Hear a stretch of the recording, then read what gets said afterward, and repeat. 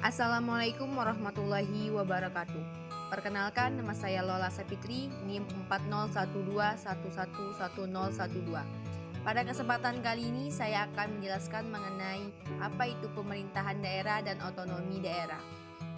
Semoga video ini dapat bermanfaat untuk kita semua dan dapat dijadikan sebagai ilmu.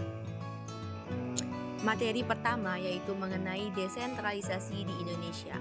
Pada pasal 18 ayat 5, perubahan kedua berbunyi, pemerintahan daerah menjalankan otonomi seluas-luasnya kecuali urusan pemerintahan yang oleh undang-undang ditentukan sebagai urusan pemerintah pusat. Pasal 1 ayat 1 Undang-Undang Dasar 1945 tidak dapat dibaca secara terpisah dengan pasal 18 ayat 1 Undang-Undang Dasar 1945. Negara Indonesia ialah negara kesatuan yang berbentuk republik yang disusun berdasarkan desentralisasi yang dijalankan atas dasar otonomi seluas-luasnya. Menurut pasal 1 ayat 1 Undang-Undang Dasar 1945, junto pasal 18 ayat 1 dan ayat 5 Undang-Undang Dasar 1945. Selanjutnya yaitu penerimaan desentralisasi asas penyelenggaraan pemerintah daerah. Yang pertama, tidak semua urusan pemerintahan dapat diselenggarakan secara sentralisasi. Yang kedua, mengingat kondisi geografis. Yang ketiga, kompleksitas perkembangan masyarakat. Yang keempat, kemajemukan struktur sosial dan budaya lokal. Dan yang terakhir yaitu adanya tuntutan demokratisasi dalam penyelenggaraan pemerintahan. Definisi pemerintah. Pemerintah menurut Dr. Erut Utrecht dalam bukunya Pengantar dalam Hukum Indonesia, pemerintah adalah kumpulan semua badan kenegaraan yang berkuasa memerintah dalam arti kata yang luas, termasuk semua badan kenegaraan yang berkewajiban menyelenggarakan kesejahteraan umum, yaitu badan-badan kenegaraan yang bertugas membuat peraturan atau legislatif, badan-badan kenegaraan yang bertugas menyelenggarakan dan mempertahankan peraturan yang dibuat oleh badan-badan yang disebut pertama yaitu eksekutif, badan-badan yang bertugas mengadili yaitu yudikatif. Definisi pemerintah daerah dalam arti luas dan sempit. Pemerintah daerah merupakan penyelenggaraan pemerintahan oleh lembaga-lembaga kekuasaan di daerah yang dalam perkembangannya di Indonesia terdiri dari kepala daerah dan DPRD. Dalam arti sempit, pemerintah daerah hanyalah penyelenggaraan oleh kepala daerah saja. Definisi pemerintah daerah menurut Undang-Undang Nomor 23 Tahun 2014. Pemerintahan daerah adalah penyelenggaraan urusan pemerintahan oleh pemerintah daerah dan DPRD menurut asas otonomi dan untuk tugas pembantuan dengan prinsip otonomi seluas-luasnya dalam sistem dan prinsip NKRI sebagaimana dimaksud dalam Undang-Undang Dasar 1945. Selanjutnya yaitu definisi urusan pemerintahan. Urusan pemerintahan adalah kekuasaan pemerintahan yang menjadi kewenangan presiden yang pelaksanaannya dilakukan oleh Kementerian Negara dan penyelenggaraan pemerintahan daerah untuk melindungi, melayani, memberdayakan, dan mensejahterakan masyarakat. Definisi otonomi daerah menurut undang-undang. Otonomi daerah adalah hak, wewenang, dan kewajiban daerah otonom untuk mengatur dan mengurus sendiri urusan pemerintahan dan kepentingan masyarakat setempat dalam sistem negara kesatuan Republik Indonesia. Pemerintah pusat adalah Presiden Republik Indonesia yang memegang kekuasaan pemerintahan negara Republik Indonesia yang dibantu oleh Wakil Presiden dan Menteri sebagaimana dimaksud dalam Undang-Undang Dasar Negara Republik Indonesia tahun 1945. Selanjutnya yaitu dasar pemikiran pemerintah daerah. Penyelenggaraan pemerintahan daerah disesuaikan dengan amanat Undang-Undang Dasar Negara Republik Indonesia tahun 1945, yaitu pemerintahan daerah yang mengatur dan mengurus sendiri urusan pemerintahan menurut asas otonomi dan tugas pembantuan. Diarahkan untuk mempercepat terwujudnya kesejahteraan masyarakat melalui peningkatan pelayanan, pemberdayaan, dan peran serta masyarakat, serta peningkatan daya saing daerah dengan memperhatikan prinsip demokrasi, pemerataan, keadilan, keistimewaan, dan kekhususan suatu daerah dalam sistem negara kesatuan Republik Indonesia. Selanjutnya yaitu saya akan menjelaskan mengenai sejarah penyelenggaraan pemerintah daerah. Perjalanan sejarah otonomi daerah di Indonesia selalu ditandai dengan lahirnya suatu produk perundang-undangan yang menggantikan produk sebelumnya. Perubahan tersebut pada suatu sisi menandai dinamika orientasi pembangunan daerah di Indonesia dari masa ke masa. Tapi, di sisi lain, hal ini dapat pula dipahami sebagai bagian dari eksperimen politik penguasa dalam menjalankan kekuasaannya. Di era kemerdekaan, Pasal 1 Undang-Undang Dasar 1945 menetapkan negara Indonesia adalah negara kesatuan yang berbentuk republik. Pasal 18 Undang-Undang Dasar 1945 beserta penjelasannya menyatakan bahwa daerah Indonesia terbagi dalam daerah yang bersifat otonom atau bersifat daerah administrasi. Selanjutnya yaitu sejarah penyelenggaraan pemerintah daerah menurut Undang-Undang Nomor 1 Tahun 1945. Setelah berlalunya sejarah kemerdekaan Indonesia, pemerintah negara Indonesia yang telah terbentuk mulai memikirkan bagaimana sebaiknya pemerintahan di negara ini berlangsung. Maka dari itu, kuasa legislatif yang masih dipegang oleh KNIP atau Komite Nasional Indonesia Pusat mengeluarkan suatu peraturan perundang-undangan yaitu Undang-Undang Nomor 1 Tahun 1945 tentang peraturan mengenai kedudukan Komite Nasional. Ditetapkannya undang-undang ini merupakan hasil dari berbagai pertimbangan tentang sejarah pemerintahan di masa kerajaan-kerajaan serta pada masa pemerintahan kolonialisme. Undang-undang ini menekankan pada aspek cita-cita kedaulatan rakyat melalui pengaturan pembentukan badan perwakilan tiap daerah. Undang-Undang Nomor 23 Tahun 2014. Undang-Undang Nomor 23 Tahun 2014 tentang pemerintahan daerah. Dengan undang-undang ini, Negara Kesatuan Republik Indonesia dibagi atas daerah provinsi dan daerah provinsi itu dibagi atas daerah kabupaten dan kota. Sedangkan daerah kabupaten atau kota dibagi atas kecamatan dan kecamatan, dibagi atas kelurahan dan atau desa. Prinsip pemberian otonomi daerah adalah otonomi yang seluas-luasnya berdasarkan prinsip negara kesatuan.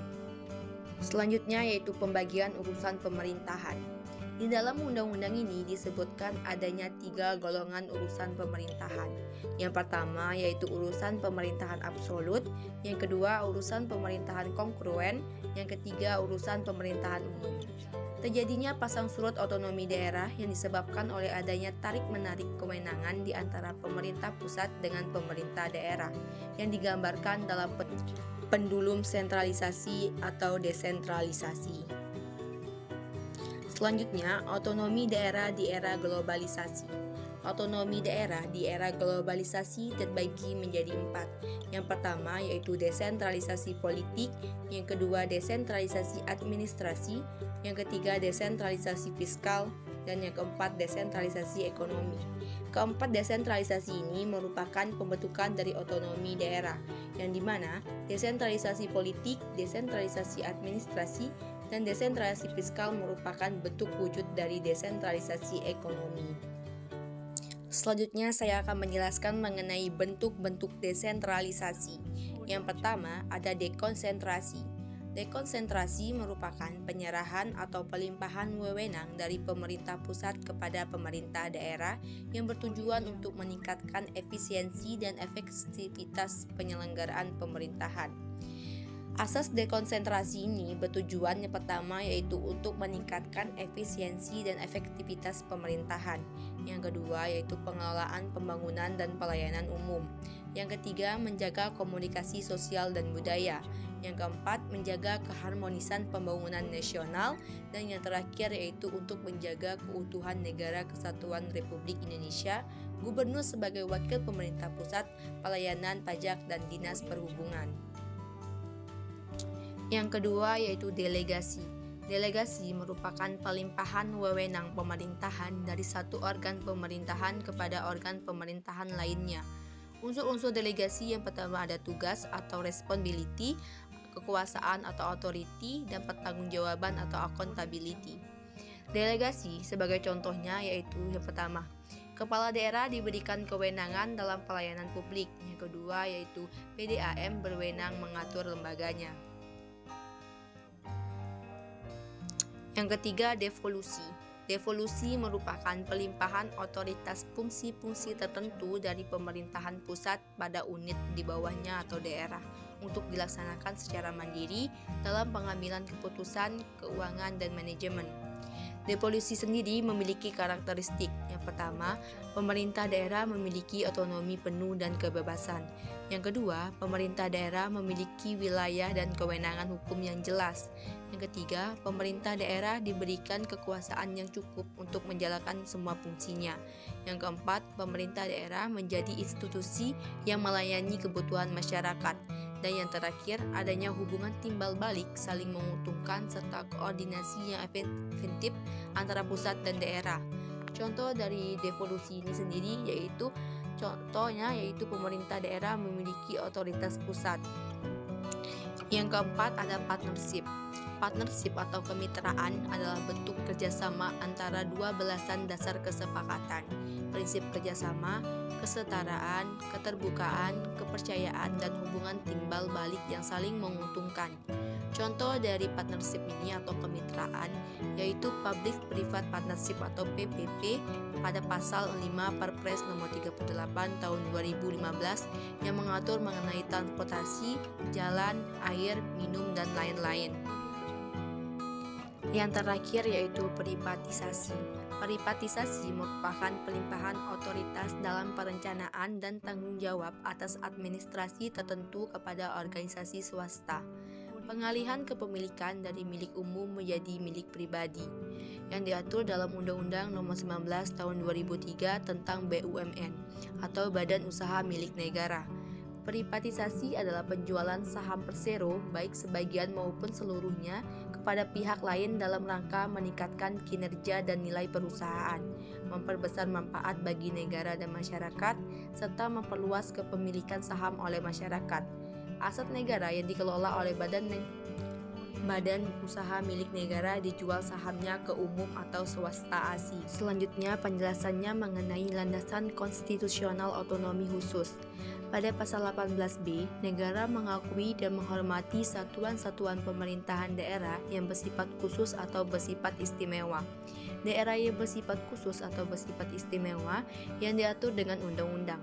Negara Republik Indonesia menghormati kedudukan daerah-daerah istimewa tersebut dan segala peraturan negara mengenai daerah-daerah itu akan mengikat hak-hak asal-usul daerah tersebut. Negara-negara yang memiliki otonomi khusus yaitu Daerah Istimewa Yogyakarta, DKI Jakarta, Daerah Anangro Aceh Darussalam, dan Papua Barat. Selain memiliki landasan konstitusional, otonomi khusus juga memiliki landasan yuridisnya. Yang pertama yaitu Undang-Undang Nomor 22 Tahun 1999 tentang Pemerintahan Daerah. Pada pasal 122, keistimewaan untuk Provinsi Daerah Istimewa Aceh dan Provinsi Daerah Istimewa Yogyakarta sebagaimana yang dimaksud dalam Undang-Undang Nomor 5 Tahun 1974 adalah tetap dengan ketentuan bahwa penyelenggaraan pemerintahan Provinsi Aceh dan Provinsi Istimewa Yogyakarta didasarkan pada undang-undang ini. Yang kedua yaitu Undang-Undang Nomor 32 Tahun 2004 tentang Pemerintahan Daerah. Pada pasal 226, ketentuan dalam undang-undang ini berlaku bagi Provinsi Daerah Khusus Ibu Kota Jakarta, Provinsi Nanggroe Aceh Darussalam, Provinsi Papua, dan Provinsi Daerah Istimewa Yogyakarta sepanjang tidak diatur secara khusus dalam undang-undang tersendiri. Landasan yuridis otonomi khusus yang terakhir yaitu Undang-Undang Nomor 23 Tahun 2014 yaitu pasal 339. Ketentuan dalam undang-undang ini berlaku juga bagi Provinsi Daerah Istimewa Yogyakarta, Provinsi Aceh, Provinsi Papua, dan Provinsi Papua Barat, sepanjang tidak diatur secara khusus dalam undang-undang yang mengatur keistimewaan dan kekhususan daerah tersebut. Penjelasan selanjutnya yaitu mengenai asas otonomi daerah. Yang pertama ada desentralisasi. Desentralisasi adalah penyerahan urusan pemerintahan oleh pemerintah pusat kepada pemerintah daerah otonom berdasarkan asas otonomi daerah. Yang kedua, dekonsentrasi. Dekonsentrasi adalah pelimpahan sebagian urusan pemerintahan yang menjadi kewenangan pemerintah pusat kepada gubernur sebagai wakil pemerintah pusat kepada instansi vertikal di wilayah tertentu dan atau kepada gubernur dan bupati atau wali kota sebagai penanggung jawab urusan pemerintahan umum. Yang terakhir yaitu asas tugas pembantuan. Tugas pembantuan adalah penugasan dari pemerintah pusat kepada daerah otonom untuk melaksanakan sebagian urusan pemerintahan yang menjadi kewenangan pemerintah pusat atau dari pemerintah daerah provinsi kepada daerah kabupaten atau kota untuk melaksanakan sebagian urusan pemerintahan yang menjadi kewenangan daerah provinsi. Selanjutnya yaitu tujuan otonomi daerah. Yang pertama, peningkatan pelayanan dan kesejahteraan masyarakat yang semakin baik. Yang kedua, pengembangan kehidupan demokrasi, keadilan, dan pemerataan. Yang ketiga, pemeliharaan hubungan yang serasi antara pusat dengan daerah dan antar daerah dalam rangka menjaga keutuhan Negara Kesatuan Republik Indonesia. Yang keempat, mendorong untuk memberdayakan masyarakat.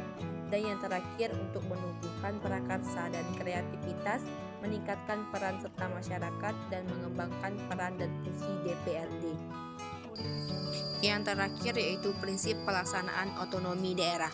Yang pertama, memperhatikan aspek demokrasi, keadilan, pemerataan, potensi, dan keragaman. Yang kedua, otonomi luas dan utuh diletakkan pada kabupaten atau kota, sedangkan otonomi provinsi merupakan otonomi yang terbatas. Yang ketiga, pelaksanaan otonomi harus sesuai dengan konstitusi negara sehingga tetap terjalin hubungan pusat, daerah, dan antar daerah.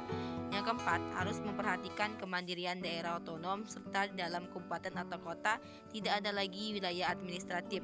Yang kelima, harus meningkatkan peranan dan fungsi legislatif daerah dan fungsi anggaran dalam penyelenggaraan pemerintahan daerah.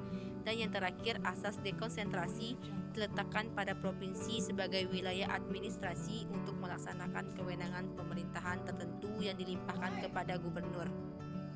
Sekian penjelasan mengenai pemerintahan daerah dan otonomi daerah dari saya. Semoga semua ini dapat bermanfaat untuk kita semua. Sebelum saya akhiri, ada sedikit kata-kata motivasi, yaitu hiduplah seperti yang kamu inginkan, tidur untuk melanjutkan mimpi, atau bangun untuk mewujudkan mimpi. Sekian dari saya dan saya akhiri. Wabillahi taufiq wal hidayah. Wassalamualaikum warahmatullahi wabarakatuh.